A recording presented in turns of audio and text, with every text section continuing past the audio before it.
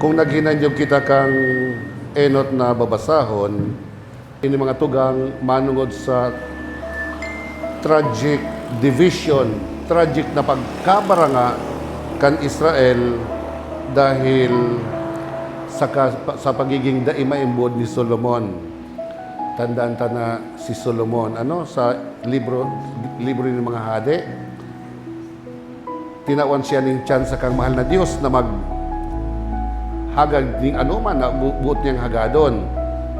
Alagad si Solomon, dahil siya naghagad ning kayamanan, dahil siya naghagad ning halabang buhay. Ano ang hinahagad niya? Ang hinagad niya, kadunungan.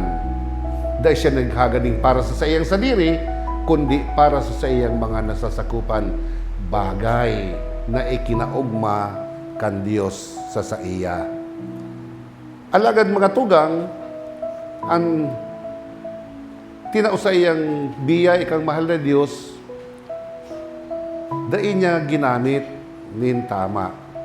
Dahil kan siya naggurang na, igwabagitang kasabihan na, kung suarin naggurang, sakaman paos-os. Kung suarin naggurang, sakaman iyan ginibo ka iyan. Dahil kan si Solomon nagugurang na, dahil siya naging maimbod sa mahal na Diyos. Kaya ninhuli ka ini, iyon ang satuyang binasangon yan, nagkaigwaning pagkabaranga sa Israel. Dahil bakusan si Solomon, kundi ang mga tao, dahil na sinda naghinanyog sa mahal na Diyos. In contrast sa satuyang ebanghelyo ngunyan, another brokenness, sarong pula asin bungog. Ang pula asin bungog, isolated ini. Siblag ini sa kadaklan. Igo ako katong amigo na pula asin bungog. Sabi niya kan siya, aki pa, nasusupog siya sa mga tugang niya, sa mga classmates niya, tadain niya na iintindihan. Grabe ang sa iyang supog. Kaya ang tendency niya, mag-isolate siya kan sa diri niya, sa iyang pamilya, sa iyang banwaan, sa iyang mga classmates. So alagad ini sa satuyang ebanghelyo ngunyan, nahiling ini ni Jesus. Kaya ang ginibo ni Jesus, ano ginibo niya? Dinutaan niya ang dila, ang talinga, naghangos, naghiling sa taas, as nagsabing, epatha, naabot sa bihon, mabuksan. Sa tataramo na ini ni Jesus, mga tugang, nabuksan ang talinga, nabuksan ang dila, kaya ining pula na hali sa pagiging isolated, nakabalik giraray sa komunidad.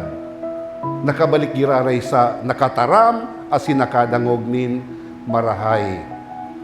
Igdi matugang ipinapahiling sa satuya na kung ipapaubaya niya to ang satuyang sadiri kay Jesus, magkakaigwa kita ning tunay na karahayan sa pagdangog asin sa pagtaram. Siguro masabi kita, dae ko man yang kaipuhan, tabako man akong bungog. Dae ko yang kaipuhan, bako man akong pula. Pero mind you, mga tugang, minsan, dae nga ni kita physically pula, dae nga kita physically bungog, alagad igwa sa satuya na mas dinadangog pa ang mga chismis. Mas dinadangog pa ang mga kaanggutan, mas dinadangog pa ang kapaabaw-abawan asin pagkabaranga. Alagad nasasakitan magdangog sa mensahe o sa tataramon kan Dios. Kaya baga, minsan pag-abot sa simbahan, ay, di ako masimba. Nasa na ako, kamo nasa na sa simbahan. Garo pag sinabing simbahan, lalo pag misa, di, kamo nasa na dyan. Mas gusto tapang dangugon ang social media kisa tataramon kan mahal na Diyos. Asin dahil kay ni mga tugang, imbis na magtaram, dahil we failed to listen to the Word of God, because we failed to listen to the voice of the Lord, ang satuyang pagtaram, ginigikanan ning pagkabaranga. Imbis na bagang magtaram kita ning karahayan, nakakalugad ang satuyang nguso. Kaya baga may mga tao na makulog magtaram. Ini mga tugang indikasyon ini na dai kita nagdadangog sa tataramon kang Dios. Indikasyon ini na kita bungog sa pagkamuot kan mahal na Dios. Dahil ang tao na nagdanagog kan tataramon kang Dios, pag siya nagtaram, gigikanan ininin pagkasararo, gigikanan ininin pagkaminuruotan. But the good news, mga tugang, iyon na si Jesus, padagos siyang nagtataram sa satuya, Ephata, mabuksan. Mabuksan ang ano? Mabuksan ang satuyang puso, makanood kitang magpatawad. Mabuksan ang satuyang puso, makanood kitang magpakumbaba. Mabuksan ang satuyang talinga sa paghinanyog sa inagrangay kan satuyang kapwa. Mabuksan ang satuyang mata sa pangangaipo kan satuyang kapwa. Ini mga tugang mangyayari kung papabayaan ta si Jesus. Pihan kitang Ephata, mabuksan. Ang sikreto, ipaubaya niya to ang satuyang sadiri sa saiya. Alam po dito mga tugang igwang sarong padre de pamilya na medyo may edad-edad na nagkaigwa silang misunderstanding sa pamilya. Sadit na misunderstanding, alagad pinadakula kan kapaabaw-abawan. Kaya puong kay ito, dai niya na iniintindihan sa iyang mga aki, dai na iniintindihan sa iyang agom, nagkaigwanin pagkabaranga, habo ng magdangog sa sayang aki, sa sayang agom, nagkaigwaning pagkabaranga. For a long time, sarong aldaw, ining lalaki, nag-attend sa sarong healing mass. Asin duman sa healing mass, nagdangog siya kang mensahe, nagparahibi ning mapait.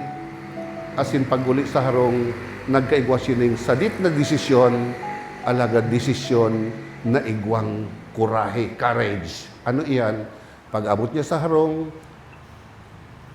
nagdangog siya sa sayang mga aki, nagdangog siya sa sayang agom, asin dahil duman, naintindihan niya ang sa iyang pamilya. Dahil duman, nagpuon siyang magtaram. Dati silensyo, ngunya nagtaram siya. Alagad ang isa yang itinaram, bakong argumento, bakong depensa sa sadiri, kundi paghagad nintawad.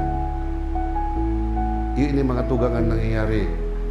Kundi kita madangog ang tataramong kang Diyos, kundi kita madangog sa ituyang kapwa, kundi kita madangog sa mensahe niya, ang komunidad, luway-luway na marurumpag ang pagkasararo. Ang nasyon, ang pamilya, marurumpag. Alagad, kung papabayaan niya ito ni si Jesus, na dutan ang satuyang talinga, ang satuyang dila, asin sabihin kitang Ephata, ang pagkabaranga, marirepair. Ang pamilya, magkakaigwanin pagkasararo na pinagbubugkos nin pagkamuot. Iyon ang hagado niya to sa kagurangan.